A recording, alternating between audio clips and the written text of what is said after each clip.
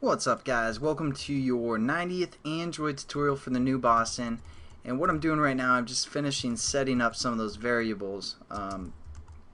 So we're going to do that quickly.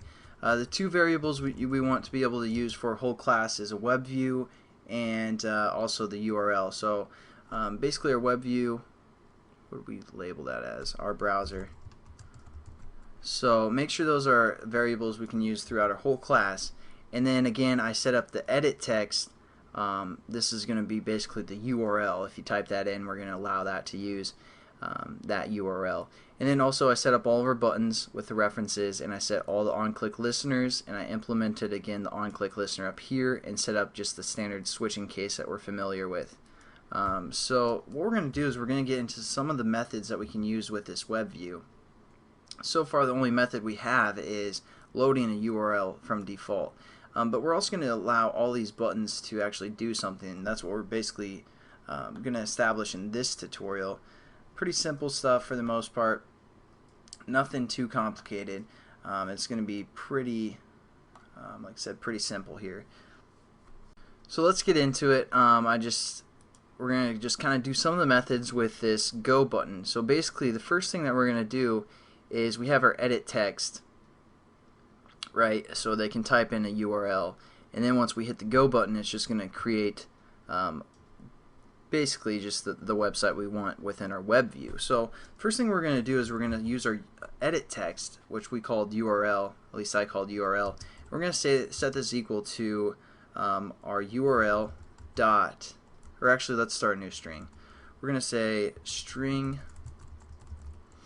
and we're going to say the website, something like that. This is going to be equal to our URL, which is our edit text. We're going to say again get text, and then we're going to say toString. So that's kind of a review, but basically we're creating a string that's going to be whatever is in our edit text. Then we're going to say basically again our web view, so we're going to say our brow, which is our web view, and we're going to say dot load URL, and then we're just going to load that string that we set up, so the website. So far nothing new for the most part, but now we're just allowing people to type in their own basically web URL that they want to go to, and then we're gonna go to that URL. So nothing new there, nothing complicated.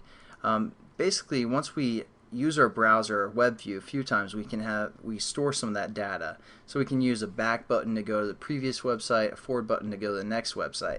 And what we can use is a method called, we're going to use this on our web view. So we're going to say our brow, and then we can say like for example, since this is the back button, we can say go back. Pretty simple method, pretty easy to remember because we want to go back.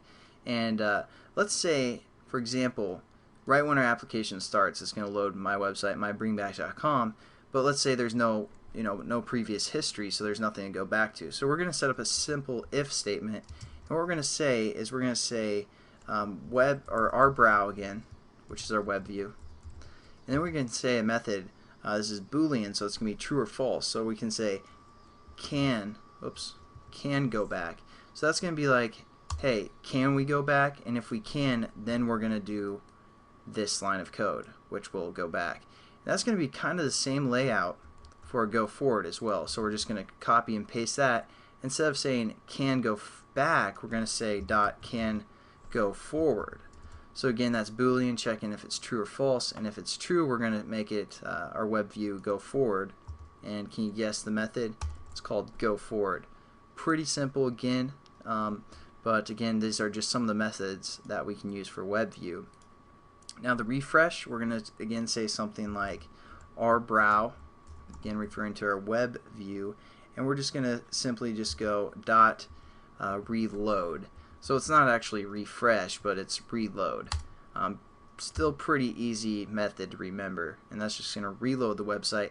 And then for example, if we want to clear a history, so we go through 10 websites and we want to clear the history, so our go back button won't work anymore. To do that, we're going to say our brow and then dot clear history. So that one's pretty easy as well. And those are the simple methods that I want to teach you guys in this lesson. We can run it or save it. Let's see, I'm getting an error. Just got to finish off that statement there. And we can run this and it'll work. But I want to show you one of the problems that we're going to solve in the next tutorial.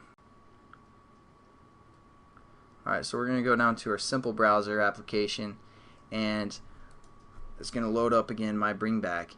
And the only thing, well, this isn't the problem that we're going to solve, but for example, if you just said www. It's not going to work. You have to do the http //www. The New Boston or something like that .com, and then we just hit our go button and it's going to load up that website, as you can see here.